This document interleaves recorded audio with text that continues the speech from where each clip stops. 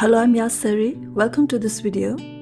If you're struggling to create watercolor backgrounds, then this video is just for you. I will show you a very simple technique to create beautiful, expressive backgrounds. So let's start by applying a good glaze of water. I'm using my flat brush size 35. Actually, I'll be using two different brushes to apply water to the background. The big flat brush is to cover more ground in less time. However, I'm using my size 10 round brush to cover the areas closer to the sketch lines. I'm applying a very dilute tea-like consistency of sepia. In my color study, I used a thicker consistency of sepia, and it was beautiful because it created more contrast. I will show you my color study and share with you my insights on both the color study and the final painting at the end of this video. In order to create a bokeh background, which also includes other watercolor techniques like the salt technique or the watercolor blooms, you do not need a perfect background wash.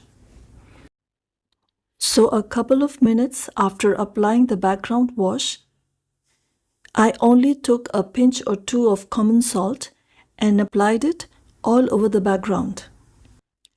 And then let it dry. In the beginning, it may appear as if nothing is happening, but don't add more salt, just let it dry.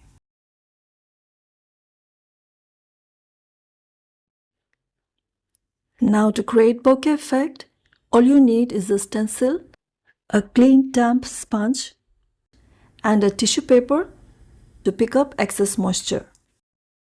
I'm varying the size of the circles and also making some of them overlap each other so that they look more natural. To use the stencil without making a mess, it is very important that the paper should be completely dry. And right after lifting paint, just remember to pick up the excess moisture every time. Let's start on this bud with a very diluted permanent rose.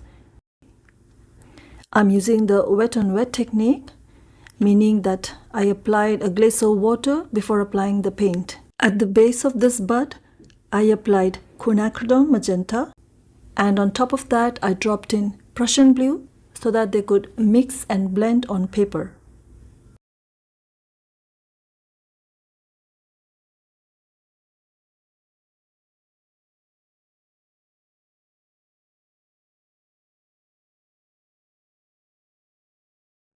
While that is drying, let's move to this bigger flower and apply water on this petal.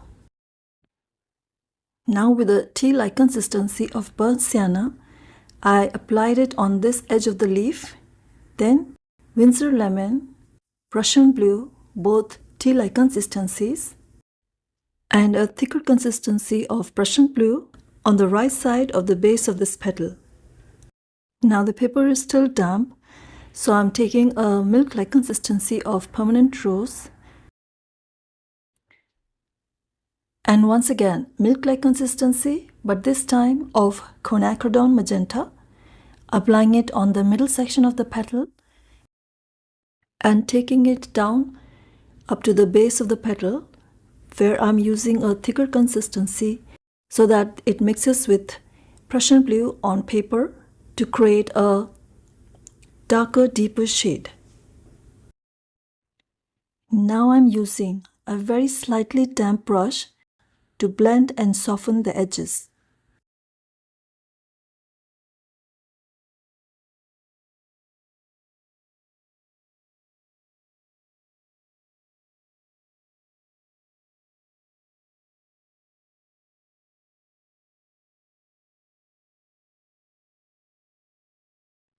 On this petal over here, after applying a glaze of water, I'm applying a very diluted Winsor lemon on almost all of this petal. Then I'm taking a very dilute permanent rose and applying the paint leaving some gaps in between so that Winsor lemon can show through.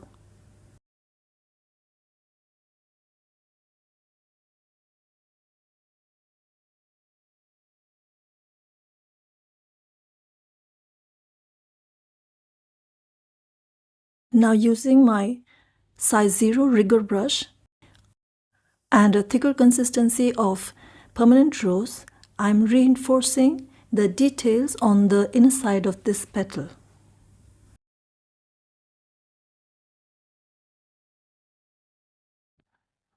When this part was completely dry, I moved to this small area on the edge of this petal. So first I applied a layer of water and then dropped in first Prussian blue, milk-like consistency, followed by quin magenta, also milk-like consistency, so that they mix and blend on paper. And then I used my brush to help move the paint around.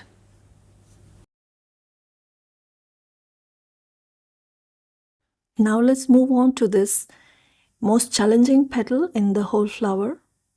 So first I applied a layer of water and then I dropped in Winsor lemon on these two small areas. This is of course wet on wet, meaning I already applied a good glaze of water before dropping in the paints.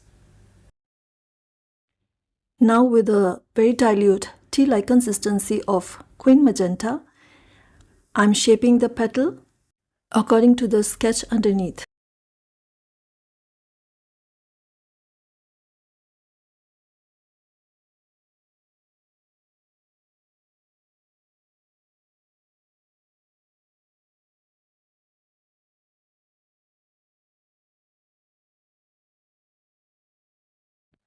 Now with a thicker consistency like that of milk, I'm going over the veins as well as those areas on the petal which are in the shadow.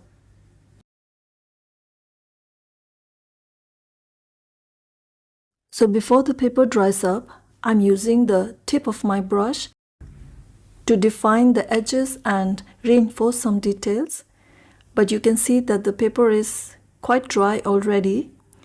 So I dipped my brush in water, removed the excess moisture on a paper towel, and then used this damp brush to soften the edges. To paint these small leaves surrounding the base of the flower, I'm using very diluted tea-like consistency of sap green, burnt sienna, and Winsor lemon.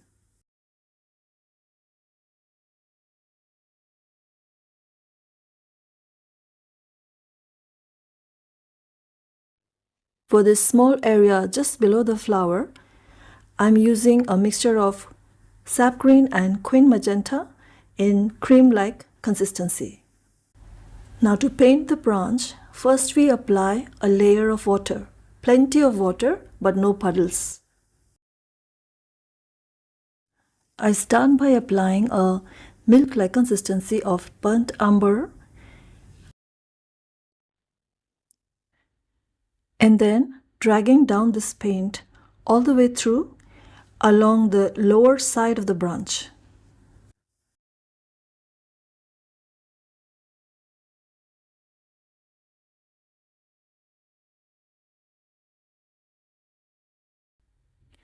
Now with the cream-like consistency of sepia, I'm dropping it in along the lower side of the branch.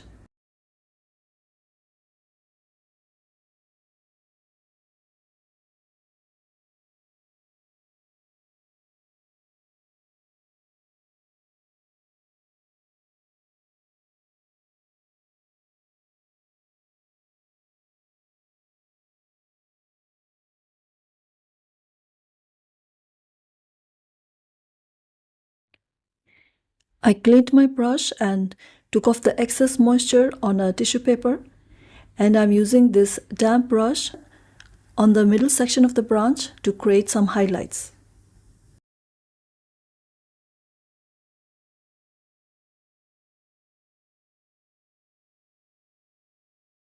Here's the color study I did in my sketchbook. You can see that the sepia in the background here is a lot more darker than the one in the final painting. Art is subjective, so I would love to know which way you like better. If you enjoyed this video and found some value, then I'm sure you're going to like the watercolor floral playlist that I'm going to put up on the screen here. So click on that link and I will see you there.